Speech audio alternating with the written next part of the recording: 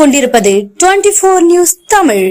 மயிலாடுதுறை மாவட்டம் தரங்கம்பாடியில் சுருக்குமடி இரட்டைமடி வலைகள் மற்றும் அதிவேக இன்ஜின் பொருத்திய விசைப்படகை முற்றிலுமாக தடை செய்ய கோரி தரங்கம்பாடியில் 19 மீனவ கிராமத்தினர் சாலை மறியல் போராட்டத்திற்காக குவிந்து ஆர்ப்பாட்டத்தில் ஈடுபட்டுள்ளனர். மீன்வளத்துறை அதிகாரிகள் பேச்சுவார்த்தை. மயிலாடுதுறை மாவட்டத்தில் 28 மீனவ கிராமங்கள் உள்ளன. இதில் மாவட்ட தலைமை கிராமமான தரங்கம்பாடி மீனவ கிராம தலைமையில் 19 மீனவ கிராமங்கள் சுருக்குமடி வலைக்கு எதிர்ப்பு தெரிவித்து முற்றிலுமாக தடை செய்ய வலியுறுத்தி பல கட்ட போராட்டங்களை நடத்தி வருகின்றனர்.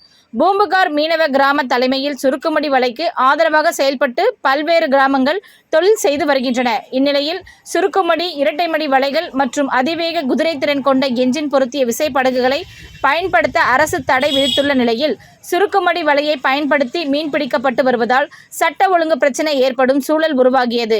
இதனையடுத்து மாவட்ட ஆட்சியர் மற்றும் வருவாய் கோட்டாட்சியர் தலைமையில் இருதரப்பை சேர்ந்த மீனவ கிராமங்கள் பங்கேற்ற பேச்சுவார்த்தையில் உடன்பாடு எட்டப்படவில்லை.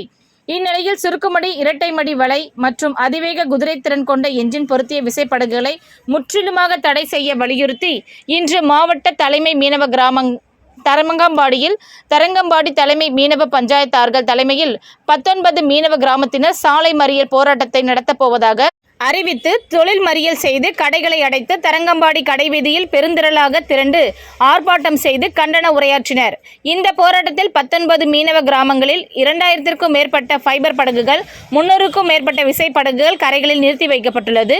தொடர்ந்து ஆர்ப்பாட்டம் செய்து கண்டன உரையாற்றிய மீனவர்கள் சாலை மறியல் போராட்டத்தில் ஈடுபட உள்ளதாக தெரிவித்த நிலையில் மீன்வளத்துறை இணை இயக்குனர் இளம்வழுதி தலைமையில் அதிகாரிகள் மற்றும் போலீசார் பேச்சுவார்த்தை நடத்தி வருகின்றனர். இந்த போராட்ட அறிவிப்பை ஒட்டி மயிலாடுதுறை, திருவாரூர், நாகை மாவட்டத்தை சேர்ந்த போலீசார் 200க்கும் மேற்பட்டோர் குவிக்கப்பட்டுள்ளனர்.